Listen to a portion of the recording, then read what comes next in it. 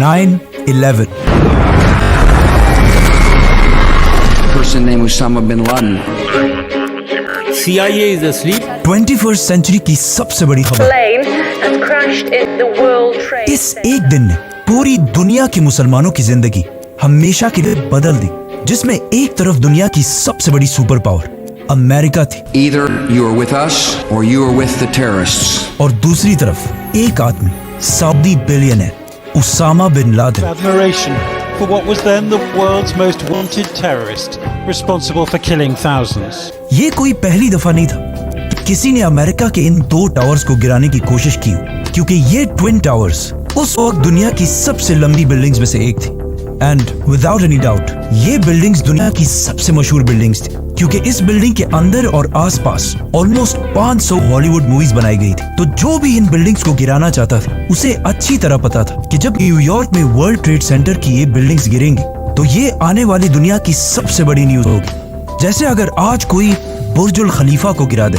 आज से एग्जैक्टली 23 साल पहले दुनिया की सिचुएशन ये थी, सोवियत यूनियन टूट चुका था और चाइना की इतनी औकात नहीं थी उस जमाने में। तो अमेरिका दुनिया का one and only Wahid super power था, जिसकी ताकत को चैलेंज करने वाला दुनिया में कोई भी नहीं था। लेकिन अचानक एक आम से दिन 11 सितंबर 2001 को 19 लोग अमेरिका के 4 बड़े जहाजों को हाईजैक करने के लिए अलग अलग एयरपोर्ट्स पहुंचे। अमेरिका की अब तक सारी रिपोर्ट्स देखकर यही लगता है कि ये 19 में से 19 लोग मुसलमान और इन सब का ताल्लुक सऊदी, इजिप्ट, लेबनान और यूएई से था।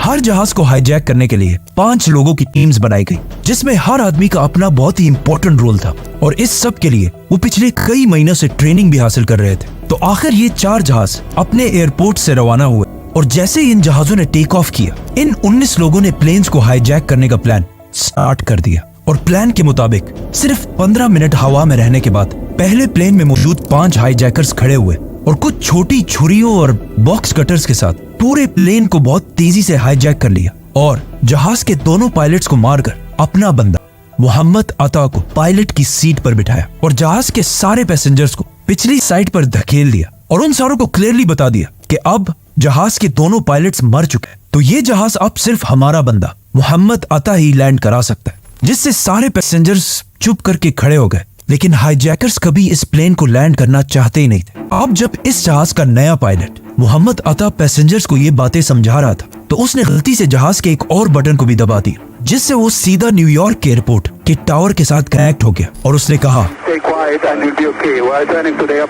कि सब आराम से बैठ जाओ, हम इस जहाज को एयरपोर्ट की तरफ ही लेके जा रहे हैं। नाउ ये सुनकर न्यूयॉर्क के एयरपोर्ट में कंफ्यूजन फैल गई और उन्होंने जल्दी से एयरपोर्ट के रनवे से सारे जहाजों को हटाकर रनवे क्लियर कर दी और इस जहाज का इंतजार करने लगे। इसके बाद अगेन मोहम्मद अता गलती से दोबारा एयरपोर्ट के टावर के साथ कनेक्ट हुआ और उसने कहा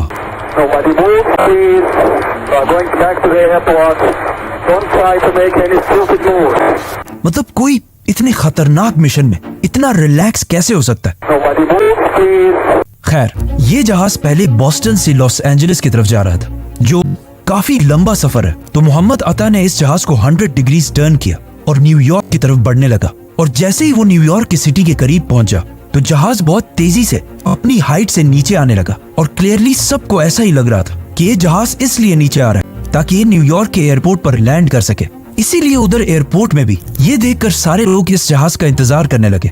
बट काफी वक्त गुजरने के बाद भी जहाज नहीं पहुंचा और एयरपोर्ट में सारे लोग कंफ्यूज थे कि आखिर ये जहाज गया कहाँ। तो आखिर किसी ने आकर उन्हें बताया कि ये जहाज वर्ल्ड ट्रेड सेंटर की बिल्डिंग से क्रैश कर चुका है। अब सिर्फ एयरपोर्ट वालों को ही पता था कि असल में ये हुआ क्या है, लेकिन अमेरिकन मीडिया को इस बारे में कुछ पता नहीं था। इसीलिए हर न्यूज चैनल ने इसे एक बहुत बड़ा एक्सीडेंट कहकर ब्रॉडकास्ट करना शुरू किया। इस सब के दौरान अमेरिका का प्रेसिडेंट जॉर्ज बुश फ्लोरिडा में बच्चों के एक स्कूल में बैठा हुआ था, तो उनके सेक्रेटरी ने आके खामोशी से उन्हें इस इंसिडेंट का बताया।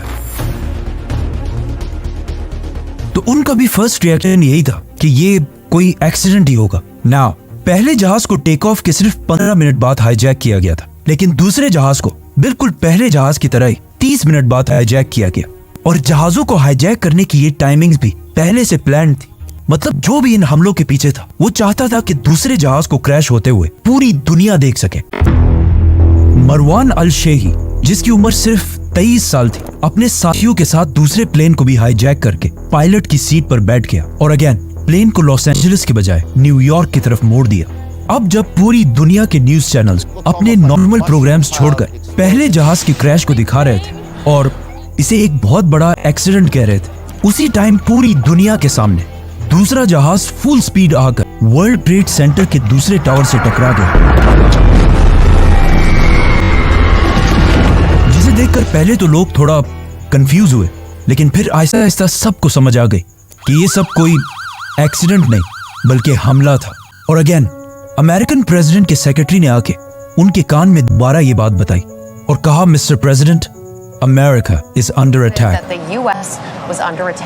इसके बाद American army full high alert हुई और मुल्क के सारे जहाजों को लैंड करने का हुक्म दिया, लेकिन अभी भी 2 जहाज ऐसे थे जिन्हें ये लोग हाईजैक कर चुके थे और किसी को पता नहीं था कि इन दोनों जहाजों का अगला टारगेट कौन सा होने वाला है। थर्ड जहाज को, जिसे एक सऊदी सिटीजन हानी हंजोर उड़ा रहा था, उसने जहाज न्यूयॉर्क की तरफ टर्न करने के बजाय उसे अमेरिका के कैपिटल वॉशिंगटन की तरफ टर्न किया और जैसे ही वो वॉशिंगटन के करीब पहुंचा, वो अपने जहाज को बहुत ही नीचे ले आया और जहाज की स्पीड फुल बढ़ा दी और ये जहाज बहुत तेजी से दुनिया की सबसे इंपॉर्टेंट बिल्डिंग्स में से एक पेंटागन की तरफ बढ़ रहा था और दुनिया की नंबर 1 इंटेलिजेंस एजेंसी CIA का हेडक्वार्टर इस जहाज के पेंटागन पर क्रैश होने के बाद पूरी दुनिया वर्ल्ड ट्रेड सेंटर को छोड़कर पेंटागन की क्लिप्स दिखाने लगा, लेकिन अभी भी एक जहाज मिसिंग था। जब US आर्मी ने इस जहाज की डायरेक्शन चेक की तो उन्होंने देखा कि ये जहाज भी वॉशिंगटन की तरफ ही बढ़ रहा है और हो सकता है ये अमेरिका की पार्लियामेंट कैपिटल को टारगेट करे। तो मजबूरन इस जहाज को गिराने के लिए अमेरिका के वाइस प्रेसिडेंट के ऑर्डर्स पर 2 फाइटर जेट्स फुल स्पीड रवाना किए गए और इन जेट्स को ये ऑर्डर दिया गया था कि इस जहाज को हर हाल में गिराना लाजमी है, चाहे सारे पैसेंजर्स मर भी जाएं। 3 जहाज तो बिल्कुल प्लान के मुताबिक अपने टारगेट्स तक पहुंच चुके थे, लेकिन चौथा जहाज, जिसे जैद जर्राह चला रहा था, अपने टारगेट कैपिटल तक कभी पहुंच ही नहीं सका, क्योंकि जब ये जहाज हाईजैक किया गया था तब तक वर्ल्ड ट्रेड सेंटर पर हमला हो चुका था। जैद जर्राह ने दोबारा सारे पैसेंजर्स को उसी तरह बता दिया कि सब आराम से बैठ जाओ, हम एयरपोर्ट की तरफ ही जा रहे हैं। लेकिन जब पैसेंजर्स में से एक ने जहाज के फोन से अपनी बीवी से राब्ता किया तो उसकी बीवी ने उसे बताया कि ये हाईजैकर्स झूठ बोल रहे हैं और ये एयरपोर्ट नहीं जा रहे, बल्कि ये एक सुसाइड मिशन है।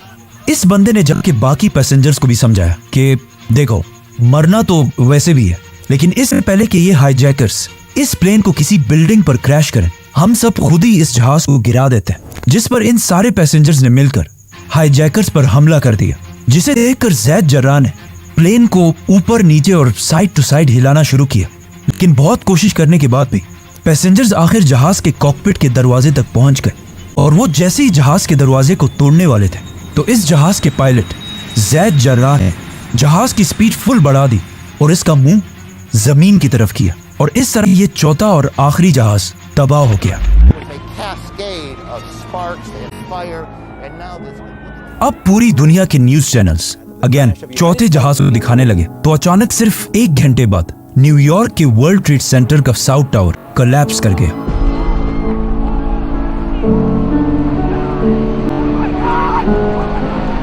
और इसमें तकरीबन 1000 लोग हलाक हुए और इसके कुछ ही देर बाद दूसरा टावर भी गिर गया और उसमें भी 1600 लोग हलाक हुए। ओवरऑल 9/11 के इन 4 हमलों में 3000 लोग मारे गए, जिनमें से 200 लोग तो सिर्फ ऐसे थे जिन्होंने इन बिल्डिंग में लगी आग की वजह से वर्ल्ड ट्रेड सेंटर के टॉप फ्लोर से छलांग लगाकर मरे थे। लेकिन इन हमलों के कुछ ही दिन बाद मोहम्मद अता, जो इस सारे प्लान का लीडर था, उसकी वालिद का एक इंटरव्यू सामने आया जिसमें उसने ये सब मानने से इनकार कर दिया और सारा मलबा इजराइल की इंटेलिजेंस एजेंसी मोसाद पर डाल दिया और कहा कि इस्लाम में ऐसे किसी अटैक की इजाजत है ही नहीं। और इस तरह तीसरे और चौथे जहाज के पायलट्स के माँ बाप ने भी अमेरिका के रिपोर्ट्स मानने से इनकार कर दिया। और अगर इन अटैकर्स की फैमिलीज को देखा जाए तो ये कोई आम गरीब लोग नहीं थे, बल्कि ये सारे अटैकर्स बहुत ही वेल ऑफ रिच फैमिलीज से थे। 9/11 का ये हमला इतना बड़ा था कि इस हमले के 100 दिन बाद तक न्यूयॉर्क में हर तरफ धूल फैली हुई थी और इन तबाह हुई बिल्डिंग्स के मलबे को साफ करने के लिए भी ऑलमोस्ट $1 बिलियन लगे थे। लेकिन फिर भी वर्ल्ड ट्रेड सेंटर के गिरने से अमेरिका को इतना नुकसान नहीं हुआ।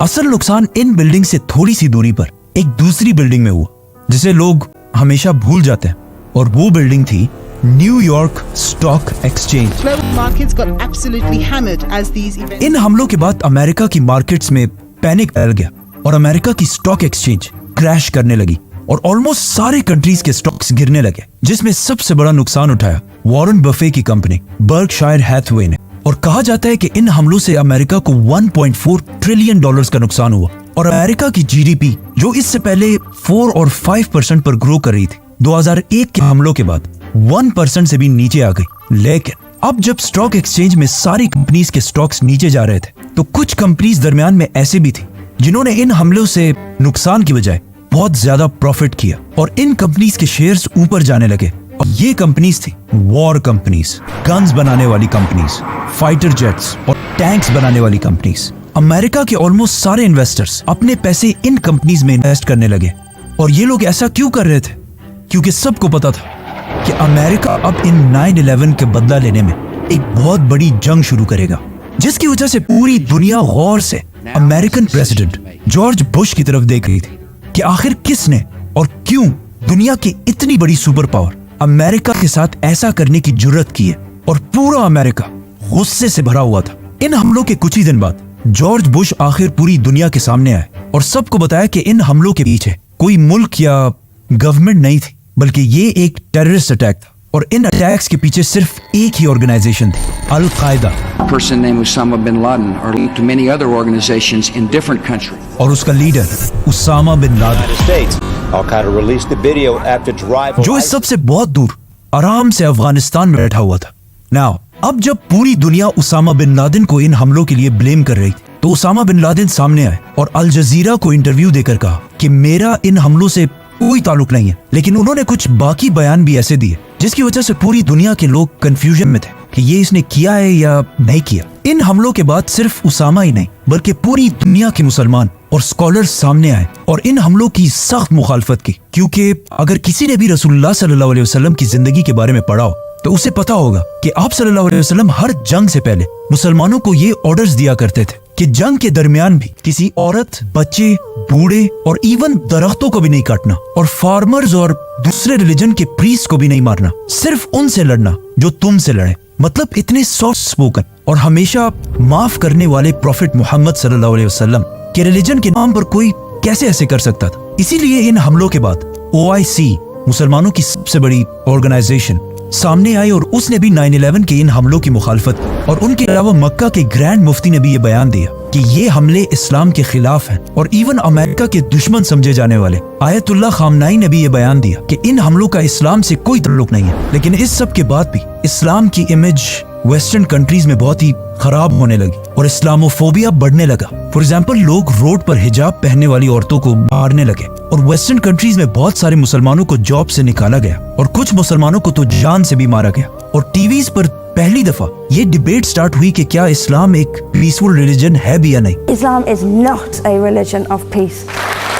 लेकिन इन सब चीजों के बाद भी पूरी दुनिया के मुसलमानों का यही सेंस था कि ये हमले चाहे जिसने भी किए, हम इस सब के खिलाफ हैं। नाउ उसामा बिन लादेन के इनकार करने के बाद भी अमेरिका ने सारा ब्लेम उसामा बिन लादेन पर ही डाला। अमेरिका ने अफगानिस्तान की गवर्नमेंट तालिबान को अल्टीमेटम दिया कि अलकायदा के सारे leaders including Osama bin Laden को हर हाल में अमेरिका के हवाले किया जाए। लेकिन अफगानिस्तान ने ऐसा नहीं किया, क्योंकि अफगानिस्तान ने इससे कुछ साल पहले एक बहुत बड़ी सुपर पावर सोवियत यूनियन को 10 साल जंग के बाद हरा चुका था। और उसामा बिन लादेन ने उस जंग में अफगानों की मदद के लिए बहुत बड़ा रोल प्ले किया था, जिसकी वजह से तालिबान गवर्नमेंट, जिसका लीडर मुल्ला मोहम्मद उमर था, उसामा बिन लादेन की बहुत ही रिस्पेक्ट किया करती थी। जिस पर तालिबान ने अमेरिका की गवर्नमेंट से कहा कि आप जिस पर ब्लेम लगा रहे हैं वो बंदा तो मान ही नहीं रहा कि उसने ये सब किया है, आप हमें प्रूफ्स दें, हम खुद उसे सजा देंगे और बगैर प्रूफ्स के हम अपने गेस्ट को किसी के हवाले नहीं कर सकते। बट अमेरिका ने उनकी ये ऑफर नहीं मानी और कहा, देखो मैं एक सुपर पावर हूं और तुम एक आम से गरीब मुल्क हो, मुझे तुम्हें सबूत देने की कोई जरूरत नहीं है, ये बंदा मेरे हवाले करो बस,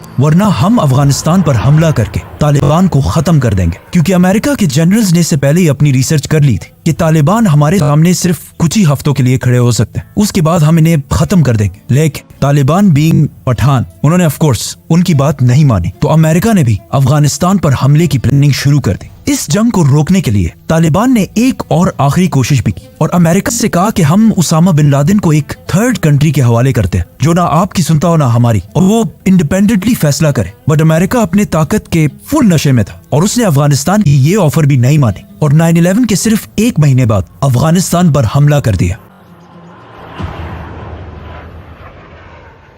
जॉर्ज बुश ने इस जंग को एक क्रूसेड कहा और इसका नाम रखा war on terror. This crusade, this war on terrorism, और हर तरफ से अपनी फौज अफगानिस्तान की तरफ भेजना शुरू की और अफगानिस्तान के अंदर जो तालिबान के खिलाफ सबसे ताकतवर अफगान था, अहमद शाह मसूद, अमेरिका ने उसकी आर्मी को फुल सपोर्ट किया और बिल्कुल अमेरिका के प्लान के मुताबिक तालिबान को निकालकर पूरे अफगानिस्तान को फतह कर लिया। लेकिन ये सब करने के दरमियान अमेरिका के रास्ते में एक बहुत बड़ा हर्डल था, मीडिया और स्पेशली अल जजीरा, क्योंकि पूरी दुनिया का मीडिया अब तक सिर्फ अमेरिका की साइड ही दिखा रहा था, लेकिन अल जजीरा वाहिद चैनल था जो दोनों साइड्स को दिखा रहा था, अमेरिकन साइड और अफगान साइड। अल जजीरा ने अपने टीवी पर ऐसे वाकयात भी दिखाए जिसमें अमेरिकन जेट सिर्फ तालिबान को नहीं बल्कि सिविलियंस को भी टारगेट कर रहे थे, जिसे अब तक बाकी सारे चैनल्स BBC, CNN वगैरह नहीं दिखा रहे थे। तो इस पर अमेरिका की फौज को बहुत गुस्सा आया और उन्होंने अफगानिस्तान पर हमले के सिर्फ 4 हफ्ते बाद काबुल में अल जजीरा के हेडक्वार्टर को अपने एक जहाज से उड़ा दिया ताकि अल जजीरा वहां रिपोर्टिंग ना कर सके और इवन इनके एक कैमरामैन को दुनिया के सबसे खतरनाक प्रिजन ग्वांतनामो बे भेजा ताकि इन सब चीजों से अल जजीरा का मुंह बंद हो सके। अमेरिकन जनरल्स की प्लानिंग बिल्कुल सही थी क्योंकि 9/11 के सिर्फ 3 महीने बाद तालिबान की गवर्नमेंट अफगानिस्तान में खत्म हो गई, जिसके बाद अफगानिस्तान का कोई भी लीडर नहीं था।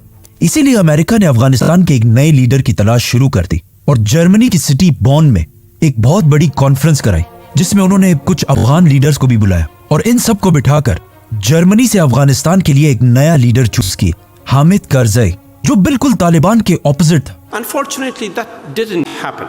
मतलब जबरदस्त इंग्लिश बोलता था और बिल्कुल एक वेस्टर्न आदमी लगता था और CIA का फेवरेट था। हामिद करज़ई को अमेरिका ने अफगानिस्तान का नया प्रेसिडेंट बनाया और इसकी हुकूमत को स्ट्रॉन्ग करने के लिए एक नई फौज ट्रेन की और एक नई गवर्नमेंट बनी। दूसरी गवर्नमेंट्स को निकालना और अपनी पसंद की गवर्नमेंट बिठाना अमेरिका का पुराना बिजनेस है, लेकिन अगर अफगानिस्तान की हिस्ट्री को देखा जाए तो उन्होंने कभी भी बाहर से किसी लीडर को अपने ऊपर एक्सेप्ट नहीं किया। And to top that, Hamid Karzai की गवर्नमेंट इतनी करप्ट कि अफगान कौम उसे एक्सेप्ट कर भी नहीं सकती थी। इसी तरह सब कुछ चलता रहा और ऐसा लग रहा था कि क्लियरली तालिबान ये जंग हार चुके। लेकिन 2 साल बाद 2003 में अमेरिका ने एक नई जंग शुरू की, Iraq war. Saddam Hussein and his sons must leave Iraq within 48 hours. जिससे अमेरिका का सारा फोकस अफगानिस्तान से हटकर इराक की तरफ जाने लगा, जहां उन्होंने सद्दाम हुसैन को हटाने के लिए एक बहुत बड़ा झूठ बोला जिसे वो आज खुद भी मानते हैं। I apologize for the fact that the intelligence we received was wrong. Saddam Hussain की स्टोरी फिर हम किसी और वीडियो में एक्सप्लेन करेंगे।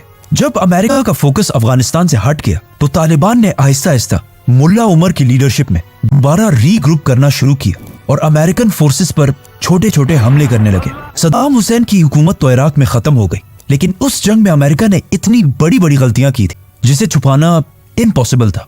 फॉर एग्जाम्पल, इराक में अमेरिका की एक जेल से कुछ पिक्चर्स रिलीज हुई जिसमें अमेरिकन फोर्सेस इराकियों को बहुत ही बुरी तरह ट्रीट कर रहे थे और ये पिक्चर्स पूरी दुनिया के मीडिया में फैल गई, जिससे अमेरिका की इमेज बहुत ही खराब हो गई।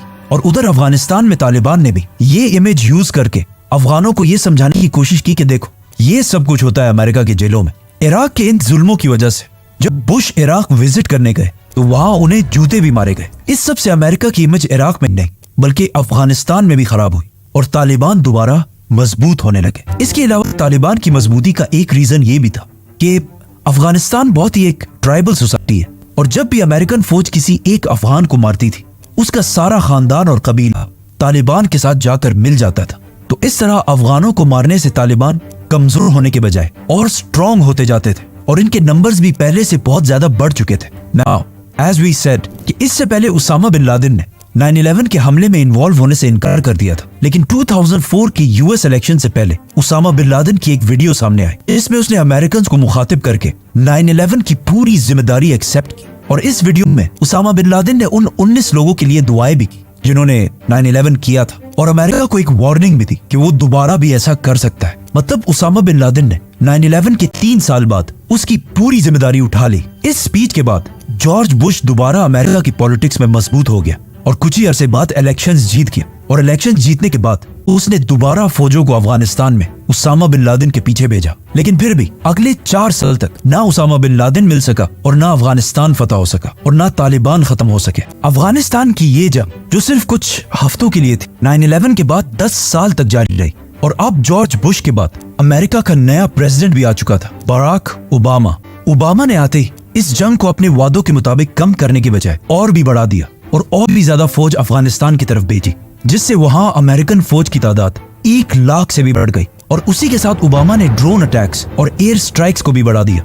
और उसी की हुकूमत में आखिर 9/11 के 10 साल बाद 2011 में अमेरिका को आखिर एक टारगेट मिला, उसामा बिन लादेन के बारे में, जो अफगानिस्तान में नहीं बल्कि पाकिस्तान में छुपा हुआ था।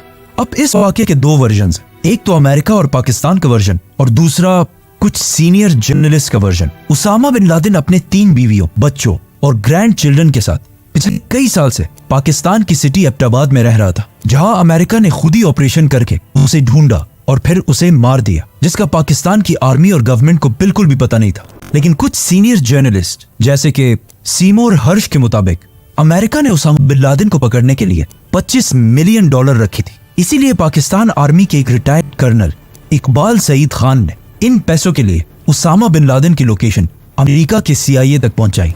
और इस खबर को कंफर्म करने के लिए अमेरिका ने एबटाबाद में शकील अफरीदी के साथ एक फेक वैक्सीन कैंपेन शुरू की और एबटाबाद के इस घर को हर तरफ से स्कैन करने लगा। अमेरिकन ड्रोन्स और सैटेलाइट ने भी इस घर को 24 घंटे रिकॉर्ड करना शुरू किया। और अचानक एक दिन उन्होंने इस घर के लॉन में एक 6 फुट के आदमी को वॉक करता हुआ देखा। इससे और कुछ बाकी चीजों से अमेरिका ने अंदाजा लगाया कि हो सकता है यही उसामा बिन लादेन।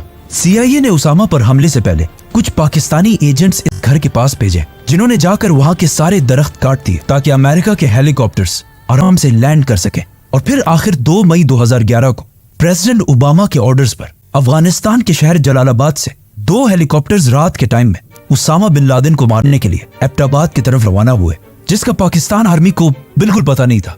और वहां अमेरिका में ओबामा और उसके मिनिस्टर्स ये सब कुछ लाइव देख रहे थे। ये हेलीकॉप्टर्स उसामा बिन लादेन के घर में लैंड हुए और सिर्फ 40 मिनट के ऑपरेशन के बाद उसामा बिन लादेन को मार दिया और उसकी बॉडी को अपने साथ वापस अफगानिस्तान ले गए, जहां उसका DNA टेस्ट करके ये कंफर्म किया गया कि यही उसामा बिन लादेन है। और फिर उसकी डेड बॉडी की पिक्चर्स लेकर उसामा बिन लादेन की लाश को समंदर में फेंक दिया। अमेरिकन आर्मी के मुताबिक उन्होंने उसकी बॉडी को समंदर में इसलिए फेंका और उसे जमीन पर इसलिए नहीं दफनाया क्योंकि ऐसा ना हो कि कोई आगे जाकर उसकी कब्र पर एक बहुत बड़ा श्राइन, मजार बना दे। CIA ने उसामा बिन लादेन की लाश की पिक्चर्स US प्रेसिडेंट ओबामा को भेजी, लेकिन उन्होंने इसे रिलीज करने से इनकार कर दिया। The United States has conducted an operation that killed Osama bin Laden, the leader of Al-Qaeda. Pakistan में बहुत सारे लोग आज भी ऐसे हैं जो उसामा बिन लादेन के एबटाबाद में होने को नहीं मानते और कहते हैं ये बहुत बड़ी एक कोई गेम या साजिश है। लेकिन ये बिल्कुल गलत है, क्योंकि एबटाबाद के इस ऑपरेशन के कुछ ही दिनों बाद अल-कायदा ने अपने सीक्रेट वेबसाइट्स पर उसामा बिन लादेन की डेथ को एक्सेप्ट किया और कहा कि हम इसका बदला जरूर लेंगे, जिसके बाद तालिबान ने भी उसकी डेथ को एक्सेप्ट किया। और इवन उसामा बिन लादेन के अपने बेटे हमजा बिन लादेन ने भी इस बात को सही कहा। जब अमेरिका और अल-कायदा दोनों इस बात को मान रहे तो पाकिस्तानियों को क्या मसला है? नाउ उसामा बिन लादेन के 5 बीवियों से उनके 11 बेटे थे और उसका बड़ा बेटा अब्दुल्ला बिन लादेन आज भी सऊदी अरब के सिटी जद्दा में खामोशी से अपना बिजनेस चला रहा है, लेकिन उसकी हर मूवमेंट को सऊदी गवर्नमेंट बहुत केयरफुली नोट करती है। उसामा बिन लादेन का दूसरा बेटा उमर बिन लादेन, जो पब्लिकली अपने बाप और उसके मिशन को गलत कहता है, और उसने अपने बाप उसामा बिन लादेन के खिलाफ एक किताब भी लिखी है। उसामा बिन लादेन का तीसरा बेटा साद बिन लादेन, जो एक जमाने में अपने बाप का राइट हैंड हुआ करता था और उसामा उसे अपने बाद अल-कायदा का नया लीडर भी बनाना चाहता था, लेकिन उसके इस बेटे साद बिन लादेन को उसामा बिन लादेन से पहले ही 2009 में मार दिया गया। उसामा बिन लादेन का एक ही ऐसा बेटा था, उसका चौथा बेटा हमजा बिन लादेन, जो उसके बाद अल-कायदा के लीडर्स में से था। और उसामा बिन लादेन के मौत के बाद वो बार बार अल-कायदा की तरफ से पब्लिक स्टेटमेंट्स भी दिया करता था, लेकिन इसे भी 2018 और 19 के दरमियान अफगानिस्तान में मार दिया गया। उसामा बिन लादेन की जो फैमिली एबटाबाद में बच गई थी, वो पहले तो 1-2 साल पाकिस्तान की कैद में रहे, जिसके बाद उन्हें वापस अपने कंट्रीज में भेज दिया गया।